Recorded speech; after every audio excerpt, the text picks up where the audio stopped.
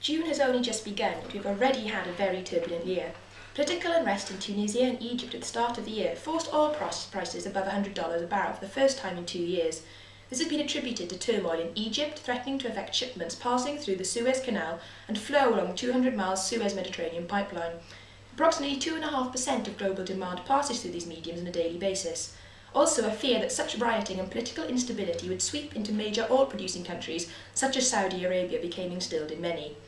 Unfortunately, political instability didn't end there, and uproar began bubbling in Libya from mid-January. Protests, unrest and political confrontation against Colonel Gaddafi began on the 15th of February. On the 22nd of February, only 7 days after official conflict began, oil prices jumped to $105.2 a barrel. The European Union commenced plans to evacuate its citizens from the country, and BP officially suspended all onshore operations. However, supply from that nation, that houses 2% of global oil production and has 10% share in the European market, was not yet affected. Yet, fluctuation continued both up and down, and supply remained threatened. This risk peaked when an airstrike was carried out near the oil terminal at Ras Lanuf, and Brent crude was predicted to hit $120 a barrel. The cost of a barrel continued to oscillate following this due to the problems in Libya and then Bahrain, Yemen, Oman and Iraq, which renewed worries that protests could spread through other oil-producing Middle Eastern countries.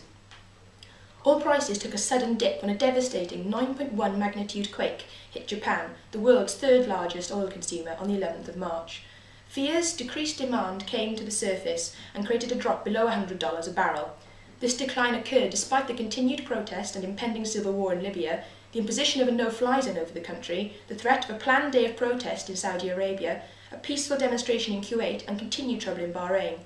Yet this didn't last long, as the predicted $120 a barrel was quickly hit.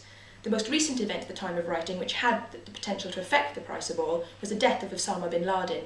In actuality, however, prices barely moved.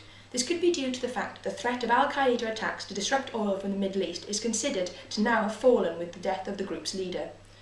Shortly before this issue went to print, the price stood at $112.73 a barrel, a return to start-of-year figures. As oil is undoubtedly not in short supply, despite the mayhem of the year so far, have these fluctuations all been due to speculation led by fear and sentiment? We may have to wait for the next half to play out before any final conclusions can be made. However, if oil can return to a price originally seen 6 months ago, I'm inclined to say that the answer to my question is yes. In this issue, Nancy Yamaguchi looks at the Middle East with a focus on Iranian refining. We continue to look at the Middle East with Grace Davis and refining technologies and the topics relevant to fluid catalytic cracking in the region. Also, turn to the last page for our newest regular feature, 15 Facts On, which will conclude our Middle Eastern coverage in this issue with 15 things you might not know about the region. Thank you for watching.